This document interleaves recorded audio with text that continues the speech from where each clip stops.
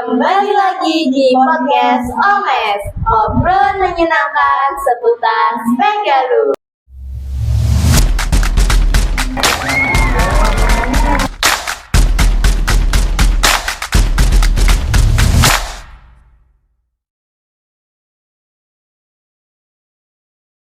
Halo teman-teman semua, untuk podcast kali ini kalian akan ditemani oleh saya, Asabel Divanya Atlanta, saya, Nindya Kaligara Pandai. Nah teman-teman, untuk tamu kita kali ini yaitu adalah dari perwakilan BNN, yaitu Kak Ulan. Yeay. Apa kabar Kak Ulan? Oke, baik. Sebelum aku menjawab nih, aku pengen menyapa dulu nih ya. Panggilannya apa nih? Temen apa? Teman-teman aja, Oke, teman-teman dari podcast Omes. Selamat pagi, selamat siang, dan selamat sore. Selamat sore. Kabarnya alhamdulillah hari ini baik dan senang banget bisa gabung sama teman-teman di Spenggalu untuk ikut podcast hari ini.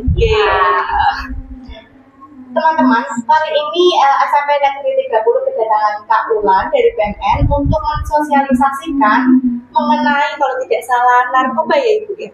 Nah, supaya teman-teman di rumah juga pada tahu nih, narkoba benar ya? Iya. Atau bisa disebut dengan BNN dari pusat, itu tuh apa sih Bu? Bisa dijelaskan kepada teman-teman? Iya, jadi buat teman-teman semua yang lagi melihat podcast hari ini, jadi mungkin masih banyak yang belum tahu, bahkan mungkin awam. Apa sih BNN? Itu badan apa ya? Itu nama apa ya gitu.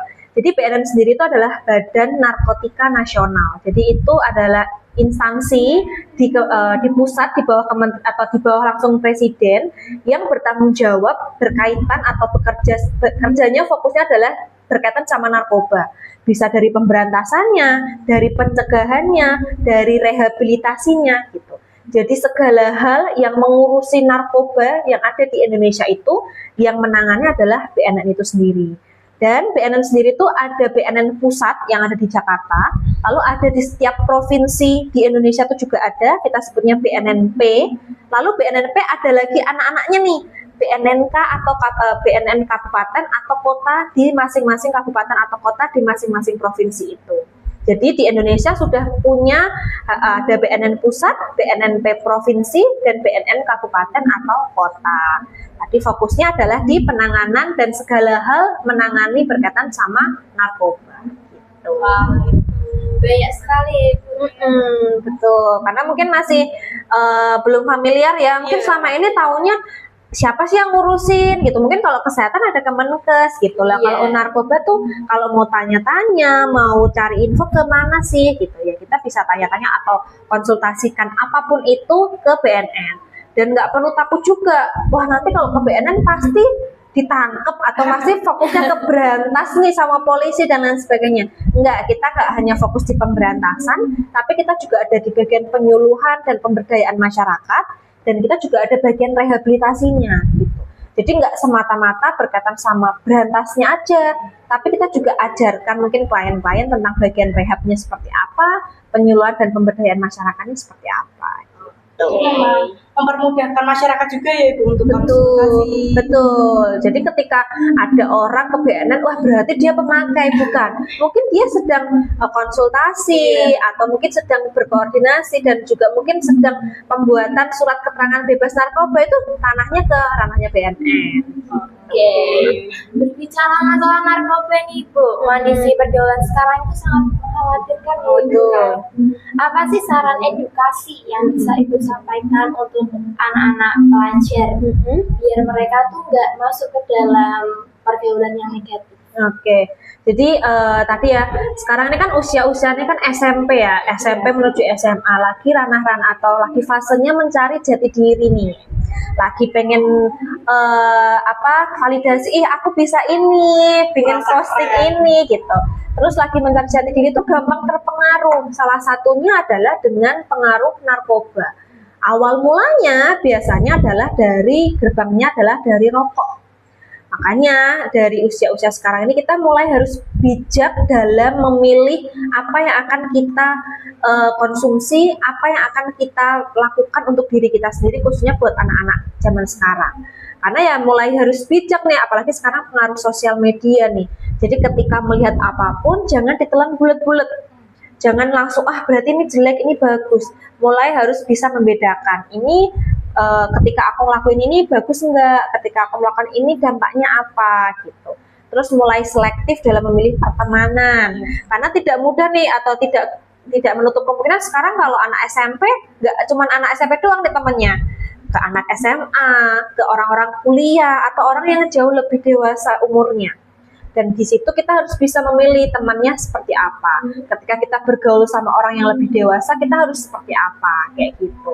Jadi harus tadi selektif memilih pertemanan, memilih pergaulan, terus jauhi atau perbanyak iman juga nih. Jadi karena kita nggak bisa sendiri ya, apalagi di usia-usia seperti ini, mulai cari support sistemnya, dekat dengan keluarga, teman dan lain sebagainya yang bisa mengingatkan. Gitu. Mungkin itu. Jadi teman-teman, saran edukasi dari Kak Wulan itu tadi adalah hal dasar yang mungkin bisa kita lakukan ya Kak, untuk mencegah penggunaan narkoba, terus ke pergaulan yang negatif. Terus tadi sepertinya BNN itu mempunyai salah satu program, ada namanya Ananda Bersinar. Betul mungkin sekali. Bisa dijelaskan kepada penonton yang dimaksud itu apa sih? Oke.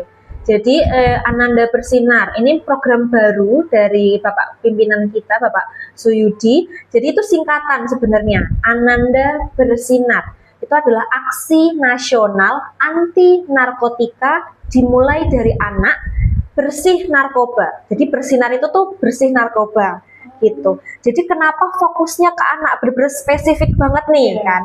Jadi kategori anak itu kan di usia 12 sampai 18 tahun. Di usia-usia itu adalah usia-usia yang sangat riskan, sangat sangat mudah untuk terpengaruh. Makanya kita mulai meluncurkan program Ananda Bersinar. Jadi harapannya program ini adalah program yang komprehensif, yang memang fokusnya diberikan kepada anak. Nanti akan kita berikan sosialisasi, kita dampingi, bahkan mungkin akan masuk ke dalam kurikulum.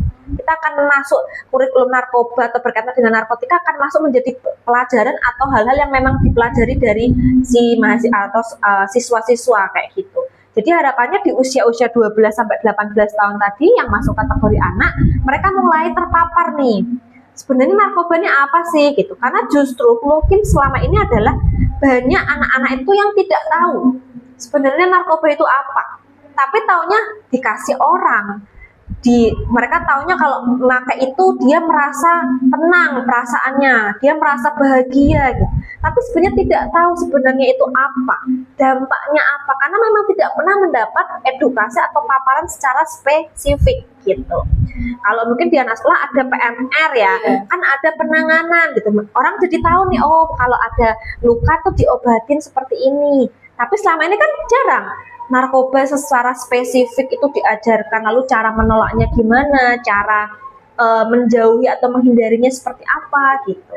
Dan itu juga nanti mungkin akan rutin masuk ke sekolah-sekolah dan sasarannya adalah ke anak gitu. Dan itu harapannya ya benar-benar kita mendampingi anak supaya mereka tidak salah pergaulan gitu. Kurang lebih sih gitu ya terkait dengan Ananda Bersinar. Jadi memang salah satu tujuannya tuh untuk memudahkan atau ada tambahan sosialisasi dengan sangat rinci mengenai narkoba ya Kak? Betul, dan nanti akan masuk mulai nempel di kurikulumnya gitu. Selain program Ananda Bersinar, dari BNN ada program lain nggak nih Kak untuk pelajar? Tentunya kami rutin melakukan sosialisasi, lalu ada penjangkauan dan lain sebagainya. Untuk pelajar sendiri sebenarnya terbuka ya, untuk adik-adik mau belajar tentang atau kenal lebih dekat tentang BNN itu sebenarnya banyak yang bisa dipelajari, bisa ikut penyuluhan, bisa apapun, bisa bahkan mungkin mau lebih tahu sebenarnya narkoba penggolongannya seperti apa, itu sangat terbuka di BNN. Jadi ketika di BNN sendiri tidak harus atau tidak hanya terkaitan dengan pemberantasan. Jadi BNN itu ada 3 ya tadi, ada yang berkaitan dengan pemberantasan itu sendiri, ada rehabilitasi, dan ada penyuluhan dan pemberdayaan masyarakat. Oke, kita sudah sampai di pertanyaan terakhir nih Bu. Kira-kira ada pesan untuk para pelajar khususnya di Kota Semarang untuk mereka tuh bisa termotivasi agar mencegah pergaulan? Jadi supaya tidak gimana ya terjerumus ke pergaulan yang salah, Iya. apalagi memakai narkoba, pecandu narkoba. Oke, jadi pesannya adalah buat adik-adik lah ya, karena memang masih di usia anak-anak dan masih di bawah aku. Jadi kalian masih punya masa depan yang panjang. Jadi jangan korbankan masa depan kalian hanya untuk coba-coba atau mungkin kenal berkaitan sama narkoba. Masih banyak hal positif dan potensi yang bisa kalian kembangkan untuk meraih cita-cita kalian dan mewujudkan harapan serta impian dari kalian semuanya gitu. Baik teman-teman, jadi kesimpulannya itu kita harus benar-benar pintar memilih pergaulan nih, Betul. supaya kita tidak terjerumus ke dalam pergaulan yang negatif sehingga bisa menghancurkan masa depan. Betul sekali.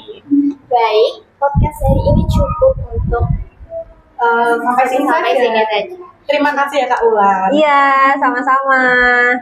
Untuk teman-teman semua, jangan lupa like, comment, share, and subscribe. Dadah.